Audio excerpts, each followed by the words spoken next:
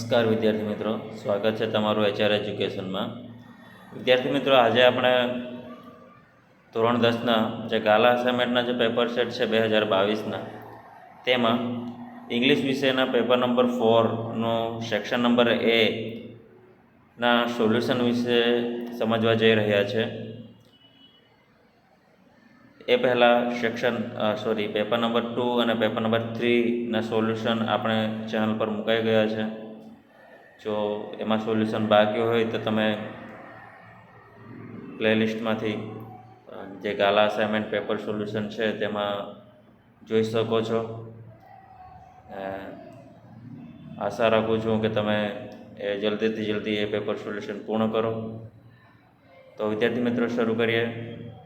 Paper number 4 section A. Section A. Read the extract and answer the questions. Paragraph number 1. Village by village, MGV is building a network of low-cost solar microgrids that provide 2 LED lights and a mobile charging point to all paying households at a cost of 25 rupees per week. એટલે કે ગામડે ગામડે MGB network એટલે જાળ બનાવતા હતા. Low cost solar microgrids એટલે કે ઓછા સસ્તા ભાવમાં અને પ્રોવાઈડ અને પૂરું પાડતા હતા 2 LED લાઇટ્સ અને મોબાઈલ ચાર્જિંગ પોઈન્ટ. જે પણ હાઉસ હોલ્ડ એટલે કે ઘર દર અઠવાડિયે 25 રૂપિયા ચૂકવતા હતા તેમને તેઓ LED લાઇટ્સ અને મોબાઈલ ચાર્જિંગ પોઈન્ટ આપતા હતા. That is cheaper than kerosene, which can cost almost double across a month. એટલે કે તે કેરોસીન કરતાં સસ્તું હતું. મહિનાનો જે કેરોસીનનો ખર્ચો થતો હતો તેનાથી તે સસ્તું હતું. Solar power as a smokeless source of light. Solar power એક ધુમાડા વિનાનો સ્ત્રોત છે પ્રકાશનો. Comes with added benefits of customers health. અને ગ્રાહકોના સ્વાસ્થ્યમાં પણ તે સુધારો કરે છે. Question number 1. What are the advantage of solar power? Solar પાવરની એડવાન્ટેજ શું છે? તો આપણે જોઈએ કે તે કેરોસીન કરતાંય સસ્તું છે, તે સ્મોકલેસ છે અને કસ્ટમરના હેલ્થ પર તે અસર કરે છે, એટલે કે સુધારો કરે છે. તો જવાબ બનશે આપણો solar power is cheaper than kerosene and being a smokeless source of light, it is a good for the customer's health. ત્યારબાદ જોઈએ બીજો સવાલ. What facilities does MGP provide with a network of the low cost solar microgrids?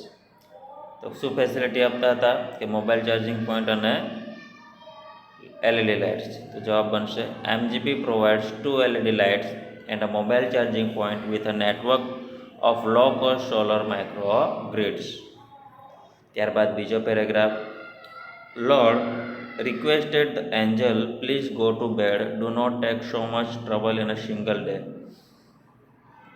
તો ભગવાન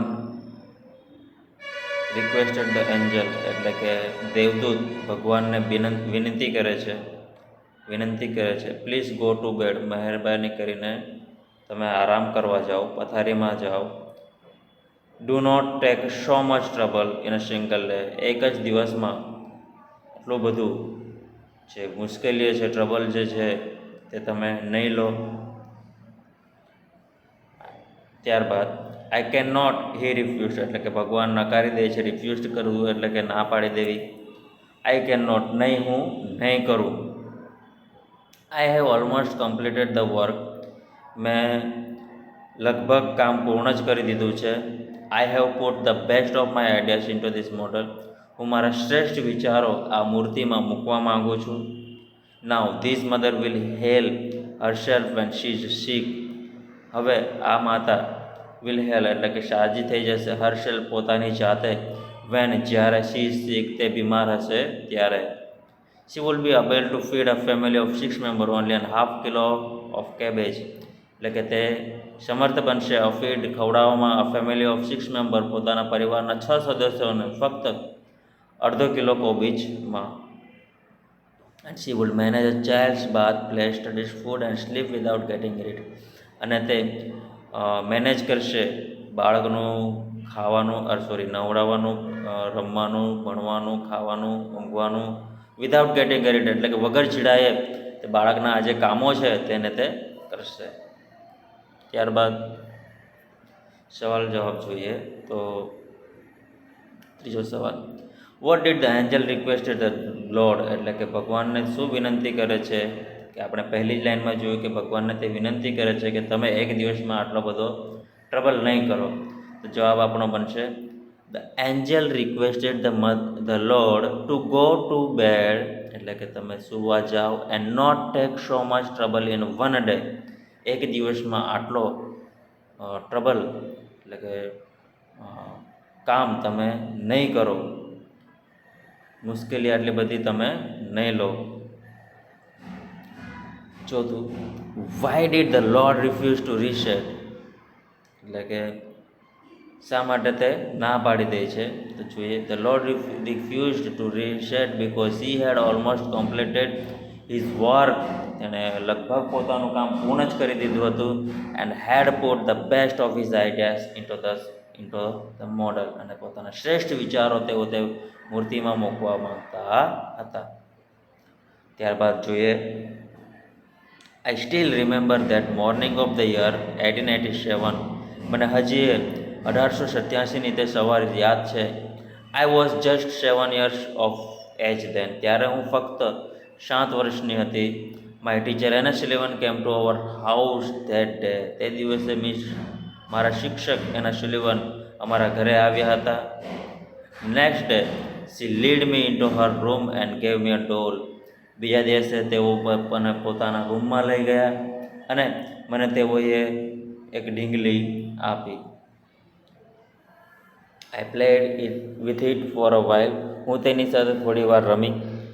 than Miss Sullivan made some finger movements on my palm, ત્યારબાદ Miss સુલિવને થોડીક આંગળીઓની ગતિવિધિ મારી હથેળી પર કરી. It was an exciting experience, તે મારા માટે ખૂબ જ રોમાંચિત અનુભવ હતો. I got interested in that play, મને તેમાં રસ પડ્યો તે રમવામાં. And started imitating the movement, અને નકલ કરવાનું મેં શરૂ કરી દીધું. તે જે ગતિવિધિ હતી, પ્રતિક્રિયા જે હતી તેના મેં નકલ કરવાનું શરૂ કરી દીધું. C made with her finger, તે પોતાની આંગળીઓ વડે બનાવતા હતા. When I finally succeed in doing that correctly, જ્યારે હું અંતે સફળ થઈ કરવામાં, ધેટ કરેક્ટલી એટલે કે સાચી રીતે, સારી રીતે હું તેને કરવામાં સફળ થઈ. આઈ વોઝ થ્રિલ્ડ, હું ઉત્સાહિત થઈ ગઈ, રોમાંચિત થઈ ગઈ. I did not know that I was spelling doll, કે હું નહોતી જાણતી કે હું ડોલનો સ્પેલિંગ જાણી રહી છું કે લખી રહી છું. સવાલ છે, what was an exciting experience for Helen, Helen માટે કયો અનુભવ ખૂબ જ એક્સાઇટિંગ, ઉત્સાહિત હતો.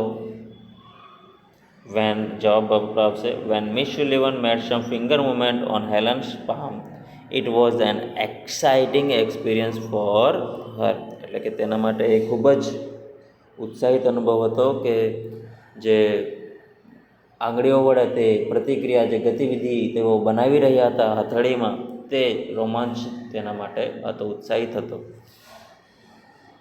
Which was the first word the Helen learn, છઠ્ઠો સવાલ છે આપણો, કયો શબ્દ હેલન પહેલાં શીખ્યા હતા.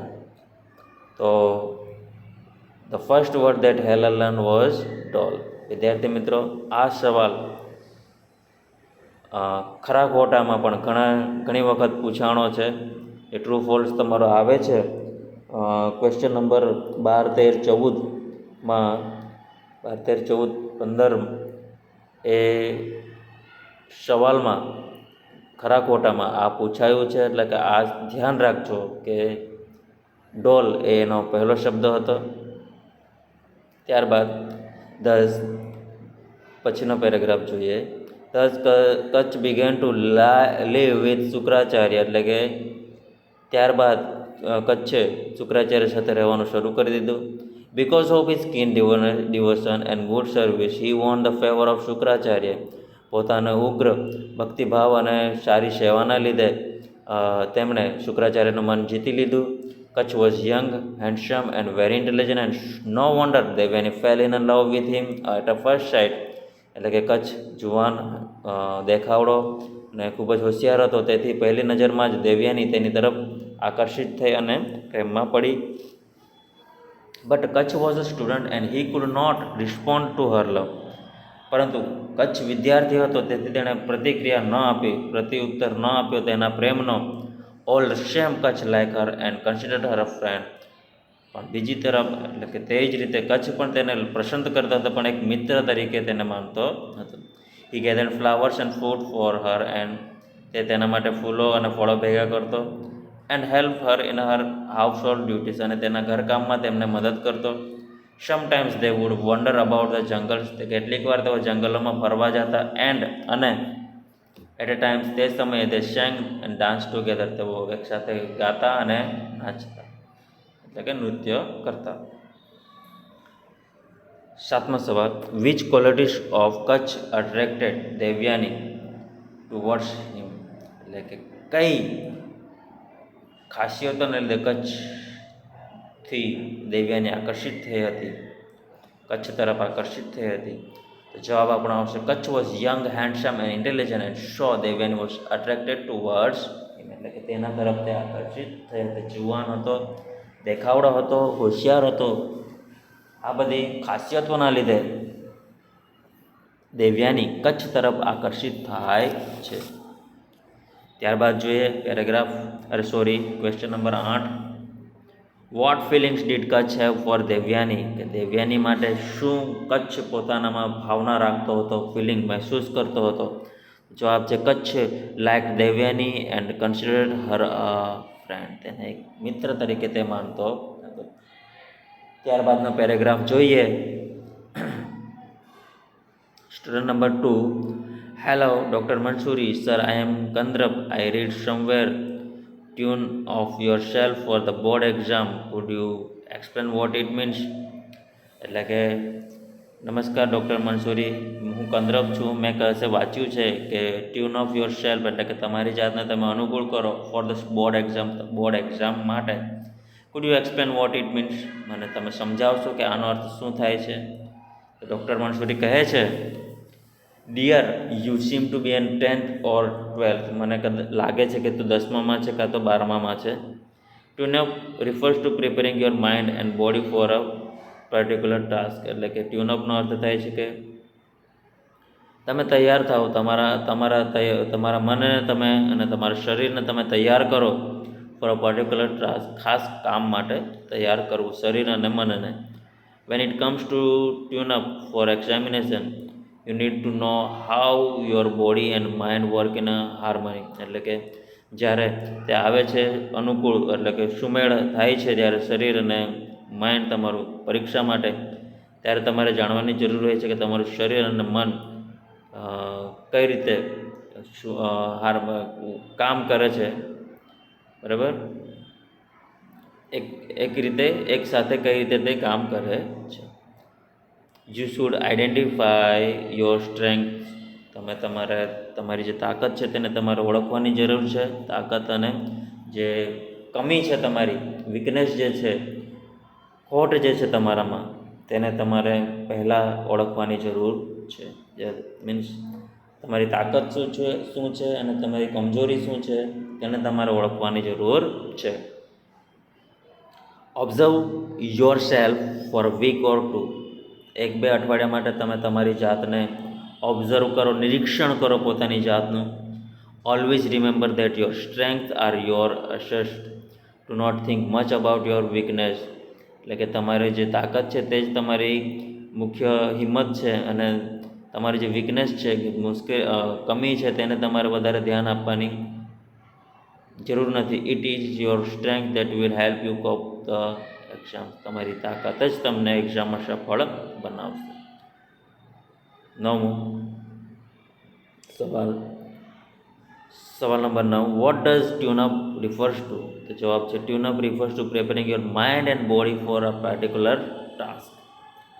સવાલ number 10, what does doctor Mansuri શે કંદરપ ટુ આઈડેન્ટિફાય, એટલે કે કંદરપને શું ઓળખવા કહે છે? તો જવાબ છે doctor Mansuri ask Kandarp to observe himself for a week or two and identify his strengths and weakness, એટલે કે 1-2 અઠવાડિયા માટે પોતાને જાતને એટલે કે પોતાને નિરીક્ષણ કરવાનું છે અને પોતાની તાકાત અને જે વીકનેસ છે, સ્ટ્રેન્થ અને વીકનેસ તેને ઓળખવાની છે.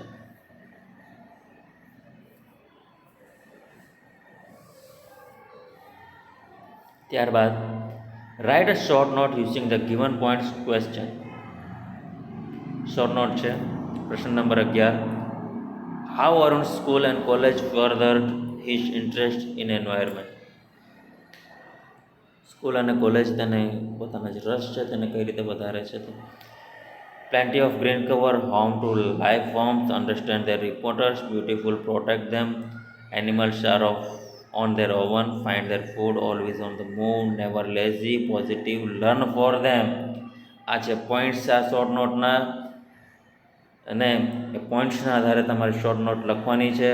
પોઈન્ટ્સ પહેલાં બધાએ સમજવાના છે, અને જે મિનિંગ તમને નહીં ખબર પડતા હોય તો તમારે જાણવાના છે. તો શરૂઆત કરીએ.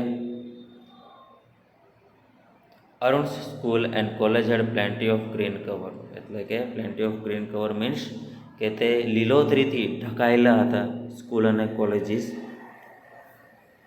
Both these place were home to several other life forms.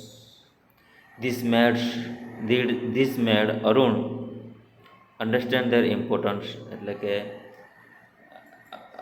આ જે જગ્યાઓ હતી તે બીજાના જીવનને તેઓ આધારિત હતા, એટલે કે જીવન પૂરું પાડતા હતા. તેથી તેને સમજાયું આ વસ્તુઓની, આ જગ્યાઓનું તેને મહત્ત્વ સમજાયું. He realize how beautiful they are and why we need to protect them. તેને સમજાયું, રિયલાઇઝ થયું કે તેઓ કેટલા સુંદર છે અને શા માટે આપણે તેની જરૂર છે રક્ષા કરવાની, તે તેને સમજાણું. Arun realise that these animals are on their own, find their own food, એટલે કે આ જે પ્રાણીઓ છે તે જાતે પોતાનું ખાવાનું શોધે છે. એન્ડ આર ઓલવેઝ એક્ટિવ, અને હંમેશા ક્રિયાશીલ રહે છે. On the move and never lazy, હંમેશા ચાલવા માટે તેઓ ક્રિયાશીલ રહે છે, કામ કરવા માટે, અને કદી આળસ કરતા નથી. He found all these very positive, અને બધું જ હકારાત્મક રૂપે પ્રાપ્ત થયું. અકોર્ડિંગ ટુ અરુણ, અરુણના મતે, અકોર્ડિંગ ટુ મીન્સ ના મતે, અરુણના મતે we have a lot to learn from this animals, આપણે આ પ્રાણીઓ પાસેથી ઘણું બધું શીખવાનું છે. ત્યારબાદ છે પાયરોટેકનિક, પાઠ નંબર 5. What is the pyrotechnic? Points છે. પાયરોટેકનિક શું છે? What is the root word and its meaning? What does pyrotechnics include? એમાં શું સમાવેશ થાય છે, એનો અર્થ શું છે? Why is the household match a special pyrotechnic device, એટલે કે જે ઘરકામની જે માચીસ છે તે શા માટે ખાસ પ્રકારનું પાયરોટેકનિક ડિવાઇસ છે? Who are the pioneers of pyrotechnics, પાયરોટેકનિક્સના ઉદ્ભવકર્તા કોણ છે, બનાવનાર કોણ છે? What is the greatest danger of pyrotechnics, એટલે કે મોટામાં મોટું જોખમ શું છે પાયરોટેકનિકનું તે. તો જોઈએ short note. The science of firework is called pyrotechnics. Firework એટલે કે ફટાકડાના વિજ્ઞાનને આપણે પાયરોટેકનિક્સ કહીએ છીએ. It is divided from the Greek word fire meaning fire, એટલે કે ટેકનિક મિનિંગ એન્ડ આર્ટ. ગ્રીકમાં તેનો અર્થ થાય છે ફાયર અને ટેકનિકનો અર્થ થાય છે art.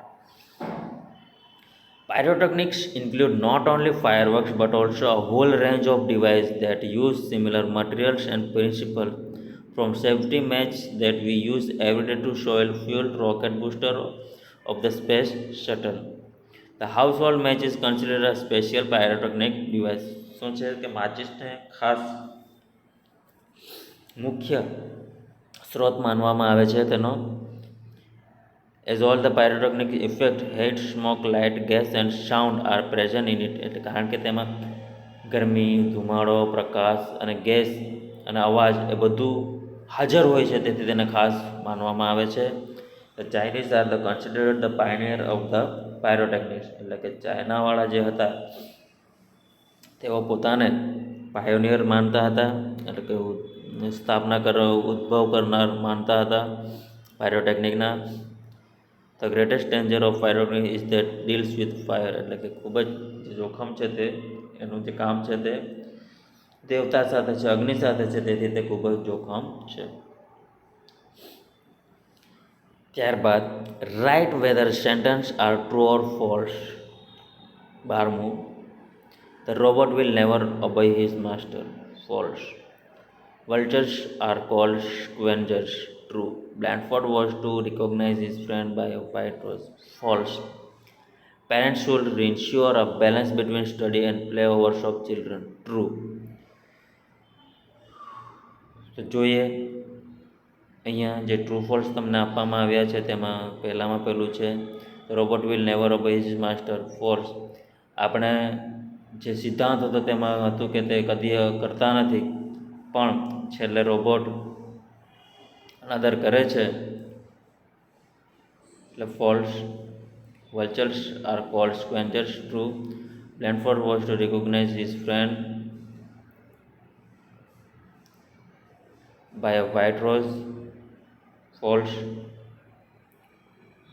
Parents should ensure a balance between study and play hours of children. True. એટલે કે તે હંમેશા પોતાના માલિકની આજ્ઞાનું પાલન કરે છે અને કદી તે ડિસઓબે કરતા નથી, તેથી આમાં આપણે ફોલ્સ લખીશું. બરાબર. અને જે વલ્ચર્સ છે તેને સ્ક્વેન્જર્સ પણ કહેવામાં આવે છે, સાચી વાત છે, આપણે પાઠના આધારે છે. ટ્રુ. અને Blackfore was recognize friends by white rose, તો આપણે એમાં આવશે રેડ રોઝ. ઓકે. અને parents should ensure balance between study and play hours of children, કે માતા પિતાએ બાળકનું જે ભણવાનો સમય છે અને રમવાનો સમય છે તેના વિશે તે બેલેન્સ સુમેળ હોવો જોઈએ. તો ટ્રુ. ઓકે. તો અહીંયા વિદ્યાર્થી મિત્રો તમારું સેક્શન એ, પેપર નંબર 4નો સેક્શન નંબર એ પૂર્ણ થાય છે. આશા રાખું છું તમને સમજણ પડી હશે. આવતા લેક્ચરમાં આપણે પેપર નંબર 4નો સેક્શન નંબર બી વિશે સમજીશું. ત્યાર સુધી દરેક વિદ્યાર્થીઓને goodbye, take care, thank you.